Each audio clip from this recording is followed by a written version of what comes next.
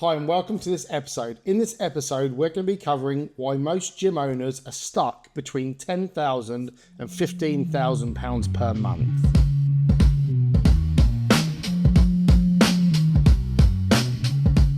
Now, there's thousands of gyms all around the world that are doing between £10,000 and £15,000 per month, and every single one of them has the same conversation with themselves, which is I seem to be working harder and harder and harder, but my profit and my revenue don't seem to be going up. Now, I want to ask you, have you asked yourself that question? Are you working really, really hard, but you can't really see that your profit or your revenue is increasing on a month-to-month basis, okay? Now, I'm going to be going through something that we like to reference as the 5 ceilings, okay? And the 5 ceilings are really the things that trap gym owners at a certain revenue level. So in this episode, I'm going to go through them on sort of a high level thinking. And then in future episodes, we're going to break down each of the 5 ceilings in greater detail to give you more concentrated content on each of those ceilings. So let's kind of get to it. Ceiling number 1 is the pricing problem. Now, what tends to happen is that most people pick their prices based upon their perception and their relationship with money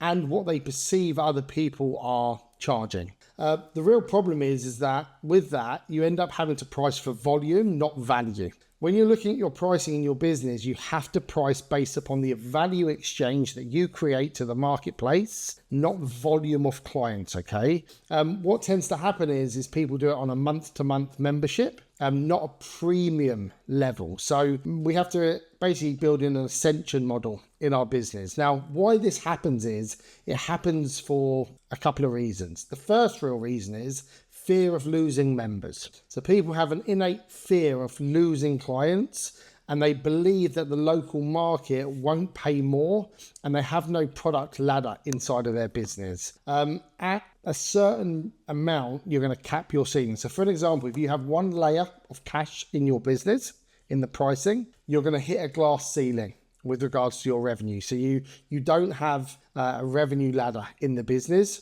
which is not a good thing.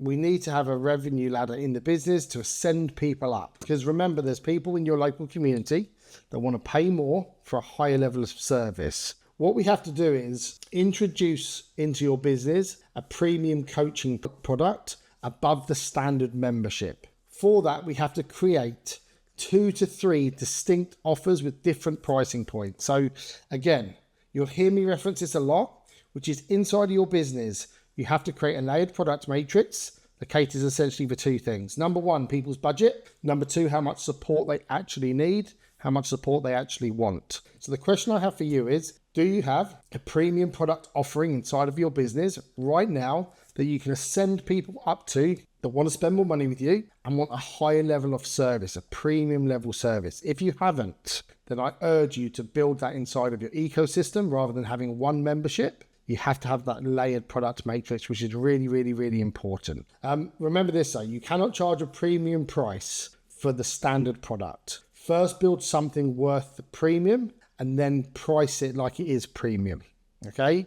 So if you're gonna charge more, you have to deliver more. You can't just charge more if you're not delivering a high level of service. So that's the first ceiling, the pricing problem. That's a big problem in a lot of businesses. The second ceiling is the sales ceiling, No consistent, repeatable sales system. The owner closes most of the new members through personal rapport. So you have to build a system in your business rather than the owner typically is doing most of the sales. Why it happens is that the gym grows organically. Word of mouth is pretty working well, but the owner never built a sales process, okay? So the owner is stuck between that operational and ownership loop, which I talk about a lot. The real cost is if the owner's away or they have capped time, sales just simply don't happen inside the business. So what we have to then do is we have to build a structured sales process, okay? So script the discovery call, script the sales process, script everything to move somebody from A to B, including the lead development and the follow-up part of it, okay? We call this the conversion framework. So you have to attract leads, you have to qualify them. You then have to consult, find out their problems. Where are you now? Where do you want to get to? Then you enroll them through the sales process and then you retain them. Okay, so that's a little bit of a framework that I can give you there. So remember this, you are not a gym owner who's good at sales. You're a gym owner who hasn't built a system yet. So if you are the gym owner that's doing all of the sales, you're not a gym owner who's become good at sales. You're just the gym owner who hasn't built a sales system yet. So I urge you to build that sales system, because that's what will help you create a duplicatable, scalable and sustainable business long term. So think about, if I took you out of the function of sales inside your business, what would happen? What would happen right now? What would happen today? Ceiling number 3, the systems gap. The gap in your systems. So again, one of the biggest problems is the gym is running on the owner's memory, not a documented system with repeatable processes. Okay. So if you're in there all of the time in your business, just running the systems, it's all up in your head and it's not documented, i.e. you can't teach it to somebody else and they get the same quantifiable outcome that you have, then that's the problem that you have. So you have a systems gap inside of your business. Why it happens? Busyness. It's one of those tasks which is not sexy. It's one of those tasks where most people say, oh, I'll just get to this thing later. The gym grew essentially before it was ever built. So you got lots of members coming in, you're filling the members up, and the gym's grown, but you haven't really built the infrastructure in the background. That's why you're hitting a ceiling. So you have to go back. We call this the slow down to speed up. Slow down, build the infrastructure, build the system, build everything in the background while simultaneously running your business, okay? The real cost of this, the real cost if you don't do this work, is that everything lives in the owner's head, everything. And that is the bottleneck. You can't delegate what isn't documented. If you haven't documented it, you can't delegate it to anyone else. And you find yourself in this loop, which is, oh, I might as well just do that myself. It's all up here. It's harder for me to teach somebody else to do it rather than me just getting that work done quickly. Okay, that's like the long pain that you're creating for yourself, because everything's reliant on you. So you have to get it out of your head, onto paper, create a system around it, an SOP, standard operating procedure, which you've probably heard lots of times. So the framework, you have to build an SOP stack around onboarding, delivery, retention, admin, and sales. So start with those 5 things. Pick the most important one and build an SOP on exactly how that process happens, okay? So exactly how we onboard a new client, step by step. You can give to somebody else as a document, say, this is how we do things here, and they do it step by step and they get the same result that you would get.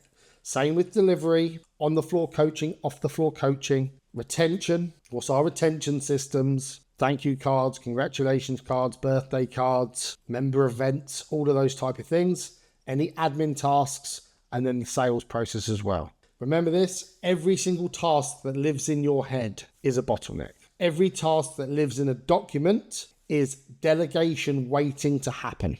So every task that is in your head is a bottleneck. Every task that is in a document is delegation waiting to happen. Even if you don't have team members at the moment, you should still be doing this because you've got the document there waiting to delegate that to somebody else. The next one, number 4, ceiling number 4, the identity ceiling. The identity ceiling, i.e. who you see yourself to be. Now, many gyms that are stuck between 10,000 and 15,000 per month, the owner still sees himself as the coach first and the business owner second. And what they then tend to do is they tend to be making business decisions through the lens of a coach. You must separate those two parts of your brain. What you must do is make coaching decisions with the coaching hat on and business decisions with the business hat on. Part of that, though, is the identity of who you see yourself to be, and you have to separate those two things, okay? So don't make business decisions through the lens of your coaching mindset and skill set. You have to increase the skill set and the mindset of your ability to be an elite business owner, not an elite coach. So the real problem, like I said, is you still seeing yourself as the coach first and the business owner second. Okay? Remember this. Why it typically happens is the business grew around your passion, not your strategy. Because you're passionate, you want to help people, you love coaching people. But you have to think about your business is going to grow to the next level based upon your strategy, not your passion. Okay? And one of the key things to this is that most gym owners started because they love fitness. Like you love fitness, you like helping people, and then you kind of fell into owning a business. The real cost to this is that coaches build gyms business owners build companies. Coaches build gyms, business owners build company. You can't do both at the same time. So think about your business as a company, not just a gym. It's a business, which is a company of everything, not just the gym part of it. What you need to do is you need to define CEO hours versus coaching hours. And you've heard the analogy before, working in the business or working on the business. Coaching hours are working in the business, hours are working on the business. So I want you to think about trying to carve out at least 10 hours a week of pure business building time. Now you can do that in different blocks, 2 hours a day, non-negotiable time where you're working on the business, not in the business. You can do 2 blocks of 5 hours, okay? Split it up as you see fit according to your schedule, but you should be dedicating around 10 hours per week if you want to elevate yourself to the next level on working on the business, not in the business. On the business is about that strategic direction. In the business is the day-to-day task, and coaching may be one of those day-to-day tasks, and you have to split the two things up. So the framework around how you do this is the identity shift. You have to move from practitioner to manager to business owner to strategist. Now, how many of you now are still the practitioner inside of your business? Many people. You have to move from being the practitioner into being the manager, i.e. build a team of capacity around you and manage those people to deliver on the things you're typically doing now. Once you've done that, transition yourself up into the business owner, and then from there, the strategist, i.e. how are we going to grow this thing? Your business. How are we going to create economy of scale over time? And that's about strategy. So you shift your identity by doing things differently. You have to move from being the practitioner into being the manager, i.e. build. So the first part of that is to put those blocks into your schedule and then start to work on the business, not inside of the business. So remember, as I said, coaches build gyms, business owners build companies. You cannot do both at the same time. And the last one, seeding number 5, the unclear product ladder. Every client pays roughly the same, gets roughly the same, and leaves roughly for the same reasons. That's the big problem. Why it happens? Simplicity was promised over strategy. One membership for everyone seemed easier for you to do. You have to remember that different people have different wants and needs and value systems and require different levels of support from you, which is why you have to create a product ladder, okay? The real cost is there's no ascension path, no natural revenue growth per client, i.e. you're not having other things you can add in to increase average spend per client, which is what you want to do based upon a high level of value to them. And then upselling feels awkward because there's nothing to sell them. So there'll be many of your clients that are sitting there now that want more support from you. We know statistically through data, about 20% of all client banks want to spend more money. So 20% of your customers want more service from you and therefore want to spend more money. But do you have a product ladder to align them with what they want and what they need to continuously be engaged with you? So are you doing specific nutrition programs for people who need a high level of support and nutrition and charging them more? That's like a concept in the value ladder, okay? So the prescription for you is you have to have a clear ascension model. Do you have a model where you can move people up the ascension ladder and map out what happens to clients at month 3, month 6, month 9, month 12, and what does their entire 12-month membership looks like? Or they're just going to keep doing the same thing. 2 sessions a week, checking in, into the Facebook group, whatever it may be for you. Where are you ascending them up? Where are you adding different parts in based upon the wants and needs of that particular client, okay? So think about it in the sense of a client journey map. And I want you to think about building a client journey map. Inside that is how do we onboard a client? How do we engage the client? How do we progress them and make progress with them? How do we retain them? And then how do we ascend them up? Ascension. Remember, 20% of your current clients want to spend more money with you because they want a high level of service. The question becomes, have you got anything in play now to create a high level of service for them? The ceiling is never the market. It's never the competition. The ceiling is the system that you haven't built yet. So if your revenues hit a ceiling, it isn't the market. It's not because of your competition. The real gap is the system that you haven't built yet. Now, I hope you've enjoyed this episode. Make sure that you subscribe and check in on the next episode.